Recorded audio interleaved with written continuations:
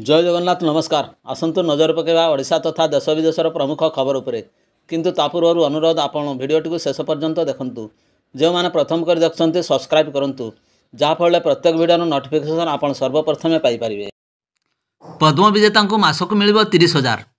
राज्यर समस्त पद्म पुरस्कार प्राप्त व्यक्ति सरकार पक्षर सम्मानजनक सहायता राशि घोषणा कर मासिक 30,000 टंका मिल। ओडिशा सरकार यह सहायता राशि घोषणा कर चलित जनवरी मास 25 तारिख यह सहायता राशि प्रदान करा पूर्वर एने निष्पत्ति निया बेले गुरुवार यह कैबिनेट मंजूरी मिली। एने राज्य संस्कृति विभाग पक्षर एक विज्ञप्ति जारी कर। परवर्ती खबर 18 भितरकनिकार पक्षी गणना। जनवरी 18 भितरकनिकार पक्षी गणना आरंभ होबार कार्यक्रम रही। राजनगर जंगल विभाग द्वारा राजनगर, कनिका, गहिरमथा, महाकालपड़ा एवं कुजंग आदि 5टी रेंज रे पक्षी गणना करा। जनवरी 17 रे पक्षी गणना कार्यकारी विशेषज्ञ एवं जंगल अधिकारी एक तालीम शिविर आयोजन करा।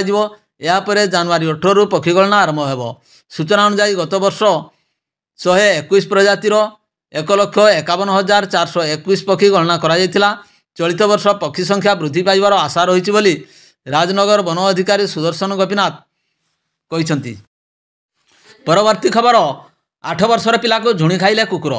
8 वर्ष बयसर एक पिला को बुला कुकुर माने झुणी खाइला भली एक अभावनीय घटना जनमानस को विचलित करछि। कर्णाटक दादनखटी जाइथिबा नुआपड़ा जिलार जन श्रमिक एही नाबालकर एभली दुखद मृत्यु घटछि। नुआपड़ा जिला कोर्लामुंडा गाँवर मालभटा पड़ार हनसिंह स्त्री सुनती सह कर्णाटक रे कुपल जिला जिंदगिरी गाँव में इटाभाटी काम करते। गाँव में रही तृतीय श्रेणी पाठ पढ़ुवा एकमात्र पुओ सुशांत को झाड़ाबांति होउथबा खबर पाई ताकू पाखकू नहीं जाइथिले। बुधवार मध्याह्न पिलाटी स्थानीय एक दुकान को किसी सामग्री किणवा जाइथिबा समय रे रास्तार बुला कुकुर माने ताकू आतर्कित झांप मारी थिले। भयरे पिलाटी तले पड़ जावा परे भकिला कुकुर माने ताकू कामुड़ी कामुड़ी मारिदेवा परे झुणी झुणी मांस खाई जाइथिले। परिवार लोक पिलाटी को हॉस्पिटल को नहीं हैं। डाक्तर सेठारे ताको मृत घोषणा करथिले। परवर्ती खबर भड़ा मागिबारु ऑटो चालकों को घसाड़ी मारिले युवती। रास्ता मझिरे ऑटो चालकों प्रति दुर्व्यवहार प्रदर्शन करुथिले जणे युवती। आउ जणे युवती मोबाइल रे वीडियो शूट करुथिले। युवती जनक ऑटो ड्राइवर को बेकरे एक कपड़ा गुड़ाई झिंकुथिले। ऑटो चालक केवल आत्मरक्षा करने को चेष्टा करथिले। रास्ता मझिरे किछ समय पई एमिति दृश्य को समस्ते देखुथिले। मने होउथिला ऑटो चालक युवती प्रति किसी अशालीन आचरण करिथिबारु से एभली आक्रमण करिसंती। मात्र ऑटो चालक कहिबा कथा से भड़ा मागिबारु युवती जनक से जणे कॉलेज छात्री एवं भड़ा देवे नाही बोली कहिथिले। ऑटो चालक भड़ा पई जिद करिबारु युवती जनक तांको उपरे आक्रमण आरंभ कर दैथिले। परे तांको सांग रेकर्ड करथिबा मोबाइल को वीडियो को निज इंस्टाग्राम रे पोस्ट करथिले। परवर्ती खबर एणिकी टोल टिकसरू मिल मुक्ति। शीघ्र लागू हेब पास व्यवस्था। यह सह दूर हेब ट्राफिक समस्या। एने केंद्रमंत्री नितिन गडकरी सूचना देइछंती। घरोई जानवाहन पर टोल आदाय परिवर्ते सरकार मासिक एवं वार्षिक पास व्यवस्था करने दिगरे विचार करुवा से कहते। गडकरी कहते जातीय राजपथ रे मोट आदाय रे व्यक्तिगत जानर अंश मात्र 26%। बुधवार दिन बारियर लेस टोलिंग उपरे एक गोलटेबल सम्मेलन में से कहते जे टोल राजस्वर 74% वाणिज्यिक जानवाहन आसे।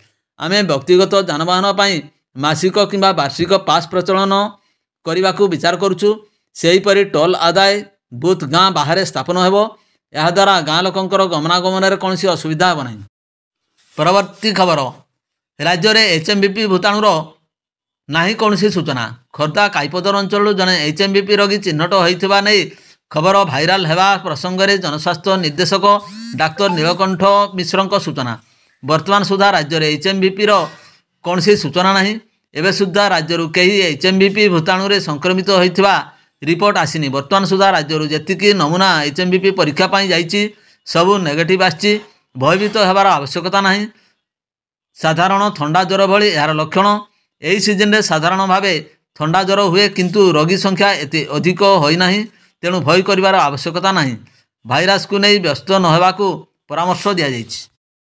ପରବର୍ତ୍ତୀ ଖବର, ଅଷ୍ଟମ ସେଣ୍ଟ୍ରାଲ ପେ କମିଶନକୁ ମଞ୍ଜୁରୀ ଦେଲେ ପ୍ରଧାନମନ୍ତ୍ରୀ। କେନ୍ଦ୍ର ସରକାର ସରକାରୀ କର୍ମଚାରୀମାନଙ୍କୁ ଏକ ବଡ଼ ଉପହାର ଦେଇଥିବା ବେଳେ ଅଷ୍ଟମ ବେତନ ଆୟୋଗକୁ କେନ୍ଦ୍ର କ୍ୟାବିନେଟ୍ ଅନୁମୋଦନ କରିଛି। ଅଷ୍ଟମ ବେତନ କମିଶନକୁ କେନ୍ଦ୍ର ସରକାର କର୍ମଚାରୀ ଏବଂ ପେନ୍ସନଭୋଗୀମାନେ ଉତ୍ସୁକତା ସହ ଅପେକ୍ଷା କରିଥିବା ବେଳେ ସରକାର ସେମାନଙ୍କୁ ଏହି ଉପହାର ଦେଇଛନ୍ତି। ପ୍ରଧାନମନ୍ତ୍ରୀ ନରେନ୍ଦ୍ର ମୋଦିଙ୍କ ବାସଭବନରେ କେନ୍ଦ୍ର କ୍ୟାବିନେଟ୍ ବୈଠକ ବସିଥିଲା ଏବଂ ଏଥିରେ ଅନୁମୋଦନ ମିଳିଛି। ପରବର୍ତ୍ତୀ ଖବର, ଭଉଣୀର ଗଳା କାଟିଦେଲା ଭାଇ। ରାଇପଲ୍ଲୀ ଗାଁରେ ଅଭାବନୀୟ ଘଟଣା।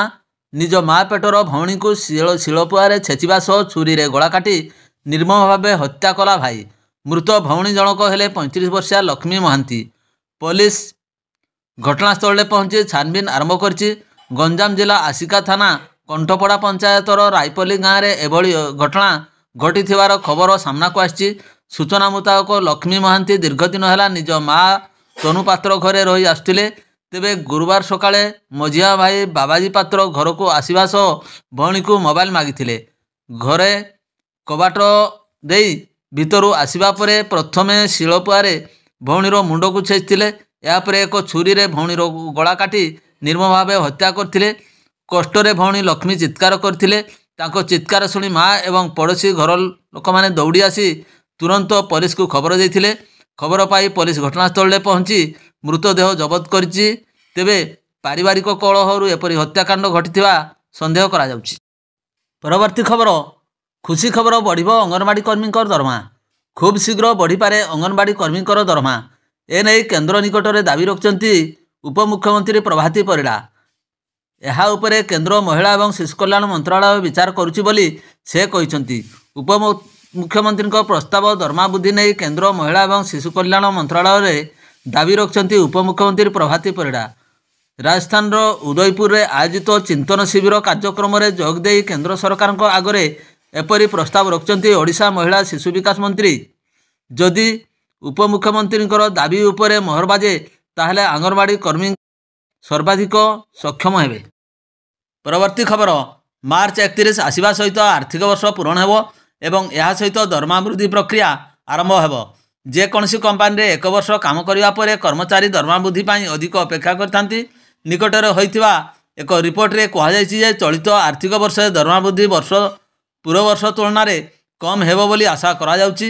ହେଲେ ବର୍ତ୍ତମାନ ଏକ ନୂଆ ସର୍ଭେ ଆଧାରରେ ଆଶା କରାଯାଉଛି ଯେ ଭାରତୀୟ କର୍ମଚାରୀମାନେ ଚଳିତ ବର୍ଷ ବିଭିନ୍ନ ଶିଳ୍ପରେ ହାରାହାରି ବେତନ 9.4% ବୃଦ୍ଧି ପାଇପାରେ।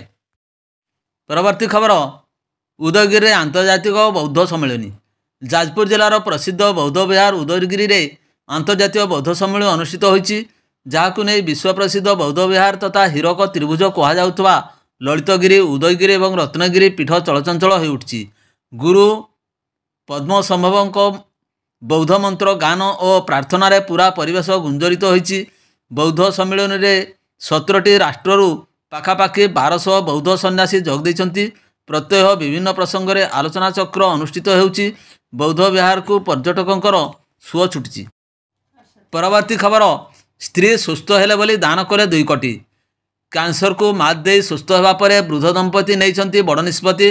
ଯାଜପୁରର ବ୍ୟବସାୟୀ ରବୀନ୍ଦ୍ର କୁମାର ନନ୍ଦ ବୟସ 70 ବର୍ଷ ଦାନ କରୁଛନ୍ତି 2 କୋଟିର ସମ୍ପତ୍ତି, ଯେଉଁଥିରେ ନିର୍ମାଣ ହେବ ଶ୍ରୀ ଶଙ୍କର ବାଗଚି କ୍ୟାନ୍ସର ସେଣ୍ଟର। ରବୀନ୍ଦ୍ରଙ୍କ ସ୍ତ୍ରୀ ଗୀତାଞ୍ଜଳି 2 ବର୍ଷ ହେବ କ୍ୟାନ୍ସର ରୋଗରେ ପୀଡ଼ିତ ଥିଲେ। ଉଭୟ ଓଡ଼ିଶା ଏବଂ ବାହାର ରାଜ୍ୟରେ ଗୀତାଞ୍ଜଳିଙ୍କର ଚିକିତ୍ସା କରିଥିଲେ ମଧ୍ୟ କୌଣସି ସୁଫଳ ମିଳିପାରିନଥିଲା। ଗତ ବର୍ଷ ମାର୍ଚ୍ଚରେ ରବୀନ୍ଦ୍ର ଗୀତାଞ୍ଜଳିଙ୍କୁ ଶ୍ରୀ ଶଙ୍କରଙ୍କ କ୍ୟାନ୍ସର ସେଣ୍ଟର ନେଇ ଚିକିତ୍ସା କରାଇଥିଲେ। 4 ମାସର ଚିକିତ୍ସା ପରେ ଗୀତାଞ୍ଜଳି ସମ୍ପୂର୍ଣ୍ଣ ସୁସ୍ଥ ହୋଇଥିଲେ। ଏଥିରେ ଖୁସି ହୋଇ ରବୀନ୍ଦ୍ର ନିଜ ଅଞ୍ଚଳରେ କ୍ୟାନ୍ସର ସେଣ୍ଟର ନିର୍ମାଣ ପାଇଁ ପରାମର୍ଶ ଦେଇଥିଲେ, ଯେଉଁଥିରେ କର୍ତ୍ତୃପକ୍ଷ ରାଜି ହୋଇ ତାଙ୍କ ପ୍ରସ୍ତାବକୁ ଗ୍ରହଣ କରିଛନ୍ତି। ଆସନ୍ତା ଏପ୍ରିଲରେ ଏହି କ୍ୟାନ୍ସର ସେଣ୍ଟର ଉଦ୍ଘାଟନ କରିବେ ମୁଖ୍ୟମନ୍ତ୍ରୀ ମୋହନ ମାଝୀ। ପରବର୍ତ୍ତୀ ଖବର, ସ୍କୁଲ ସ୍ତରରେ ଲାଗୁ ହେଲା ଜାତୀୟ ଶିକ୍ଷାନୀତି 2020। ସ୍କୁଲ ସ୍ତରରେ ଲାଗୁ ହେଲା ଜାତୀୟ ଶିକ୍ଷାନୀତି 2020। ଏହି ଜାତୀୟ ଶିକ୍ଷାନୀତି 2024-25ରେ ଲାଗୁ କରିବାକୁ ବିଜ୍ଞପ୍ତି ପ୍ରକାଶ ପାଇଛି। ବିଜ୍ଞପ୍ତି ପ୍ରକାଶ କଲା ଗଣଶିକ୍ଷା ବିଭାଗ। ନୂଆ ଜାତୀୟ ଶିକ୍ଷାନୀତି 2020 ମୁତାବକ 3 ବର୍ଷରୁ 18 ବର୍ଷ ବୟସ ମଧ୍ୟରେ 10+2 ସ୍କୁଲ ଶିକ୍ଷାକୁ 5+3+3+4 ବ୍ୟବସ୍ଥାରେ ଭାଗ କରାଯାଇଛି।